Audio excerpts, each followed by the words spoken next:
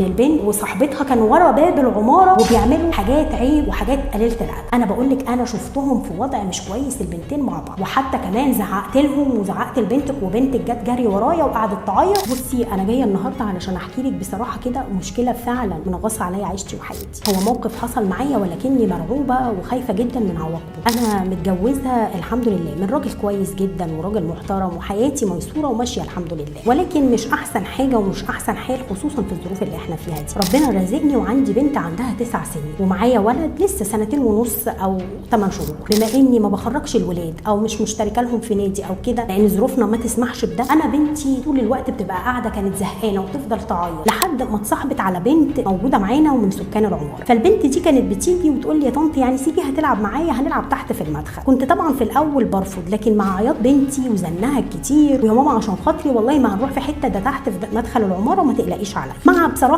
انا دايما حاسه ان انا مقصره مع الولاد او مقصره مع بنتي الكبيره، فكنت بسمح لها بكده واقول مش هيحصل حاجه، دي بنت زيها زي بنتي فعادي جدا هيلعبوا في المدخل العماره ساعه ولا حاجه ويطلعوا. بقيت اسيب البنت، والموضوع ده طبعا بقاله فتره طويله جدا، وبنتي تنزل مع صاحبتها دي ويلعبوا في المدخل شويه والوقت يعدي البنت تطلع وكل واحده فيهم بتروح بيتها. لحد ما في يوم كده بنتي نزلت زي ما بتنزل كل يوم، لقيت بعدها بشويه جرس الباب عندي بيرن، بفتح لقيت جارنا اللي ساكن فوق. قلت له خير في حاجه؟ لقيته بيقول لي بصراحه في حاجه كده انا شفتها وحابب اقول لك عليها. قلت له خير؟ قال لي بصي انا وانا طالع دلوقتي يعني شفت بنتك وبنت جارتنا اللي فوق وهم ورا باب العماره وكانوا بيعملوا حاجه مع بعض مش كويس. من هنا انا ما بقتش قادره استوعب الكلام، بقيت اقول له نعم حاجه مش كويسه يعني بيلعبوا في رمل ولا جايبين وساخه في مدخل العماره بيعملوا ايه؟ قال لي يا مدام يعني فهمي، انا قصدي اقول لك ان البنت وصاحبتها كانوا ورا باب العماره وبيعملوا حاجات عيب وحاجات قليله الادب. من هنا قلت له ايه انت ازاي بتقول كده؟ انا بنتي استحاله تعمل الكلام ده، بنتي انا مربيها كويس وما تعملش كده ابدا، اكيد انت شفت غلط او ما خدتش بالك او فهمت غلط، تلاقيهم بس كانوا بيلعبوا ولا كده. قال لي لا انا مش صغير وفاهم، انا بقول لك انا شفتهم في وضع مش كويس البنتين مع بعض، وحتى كمان زعقت لهم وزعقت لبنتك وبنتك جت جري ورايا وقعدت تعيط لي خلاص يا عمو معلش انا اسفه والله ما هعمل كده تاني وعشان خاطري تسامحني واوعى تجيب سيره لحد. بس انا يعني ضميري ما يسمحليش ابدا اشوف حاجه زي كده وموقف زي كده واطلع على بيتي وما اكلمكيش وما احكيلكوش اللي حصل، علشان فعلا دي بنت ولازم تخلي بالك من بنتك. المهم الاستاذ اللي كلمني كده ده قال لي يا دوبك البقين دول وانا سكت وما بقتش عارفه ابدا ارد عليه غير بجمله واحده بس، خلاص انا هندي على البنت وهشوف الموضوع ده. وبالفعل يا دوبك هو طلع على بيته، انا رحت مناديه على بنتي فعلا وخليتها طلعت. اول ما بنتي طلعت وشفتها لقيتها فعلا يعني باين عليها التوتر والخوف، وفعلا بنتي كانت معيطه. بدات امسكها واسالها واقول لها مالك معيطه ليه وشكلك كده مش طبيعي؟ قالت لي لا يا ماما والله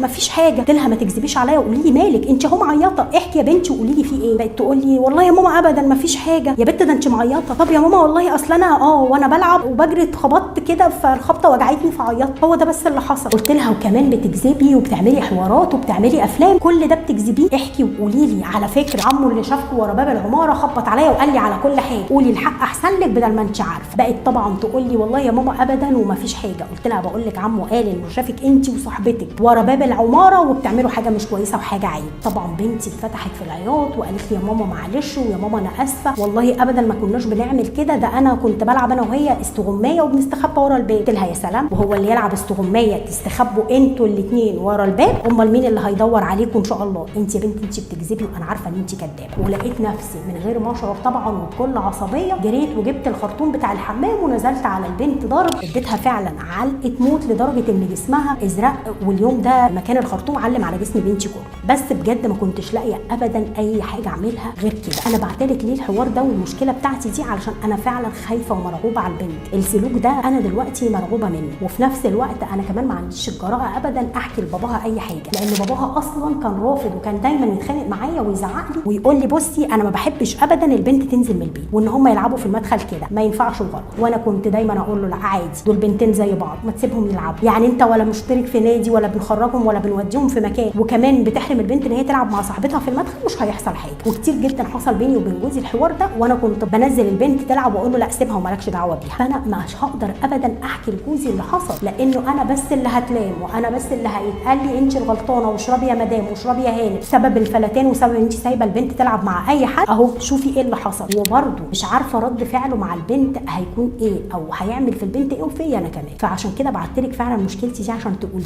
عواقب الموضوع ده ايه، والمفروض ان ان انا اتصرف ازاي مع البنت، او اعرف هي ممكن تكرر الموضوع ده تاني او ما تكررهوش، خصوصا ان هي لحد دلوقتي هي مش عايزه تعترف بالموضوع ده ابدا. بس انا عارفه من اسلوب ومن رد بنتي ان هي فعلا بتكذب، وان جارنا هو اللي معاه الحق وهو اللي قال لي فعلا الحقيقه، لان ملوش ابدا اي سبب ان هو يكذب عليا في حاجه زي كده. عشان كده انا بالله عليكي عاوزاكي تهتمي بمشكلتي دي وتقولي لي اعمل ايه واتصرف ازاي. رايي في مشكله حضرتك ونصيحتي ليكي. شوفي بقى، اول حاجه كده حضرتك طبعا من البدايه غلطانه، ووالدها هو اللي كان معاه حق. مش المفروض ابدا انزل بنتي تلعب في شارع او في مدخل عماره مع فعلا حد انا ما اعرفوش، حتى لو ده جاري. بنتي تلعب في البيت قدام عينيا، اجيب لها بقى، انا مش قادره اخرج، مش قادره اودي نادي، اوكي هجيب لها اي وسائل ترفيه وتكون موجوده قدام عيني وفي البيت. صاحبتها عايزه تلعب معاها، تعالي يا حبيبتي ادخلي العبي معاها جوه، ويكون برضو لعب الولاد مع بعض في مكان مش مقفول، في مكان مفتوح وقدام عينك، انا رايحه جايه شايفاهم، انا رايحه جايه سامعه صوتهم بيعملوا ايه، بيتصرفوا ازاي. تمام كده؟ ده كان غلط موجود عندك طبعا من البدايه. اول حاجه غلط جدا التصرف اللي حضرتك عملتيه، ما كانش ينفع ابدا ان انا اعنف البنت واضربها بشكل وحشي كده. ليه؟ لان ده بيجيب نتيجه عكسيه 99%. الولاد اللي بيغلطوا ايا كان الغلط ويتضربوا ويتعاقبوا بالضرب، صدقيني بيعاندوا اكتر، والموقف او المشكله ما بتتحلش، بالعكس بتزيد وبيسوق، والولاد بيمسكوا في الموضوع اكتر وبيعاندوا اكتر. كان المفروض ومن باب اولى لا، انا ابتدي بنتي اجيبها، دخلت اقعد مع بنتي وتعالي حبيبتي واطبطب عليها واحكي لي اللي حصل. تبتدي البنت تنكر لان هي خايفه، فابتدي انا احسسها بالامان، وابتدي ان انا اتحاور وابتدي اتكلم، اقول لها عمو قال فانا عايزه اعرف، وابتدي من هنا البنت تحس بالامان، هتحكي وتتكلم. طيب احنا ما عملناش كل ده،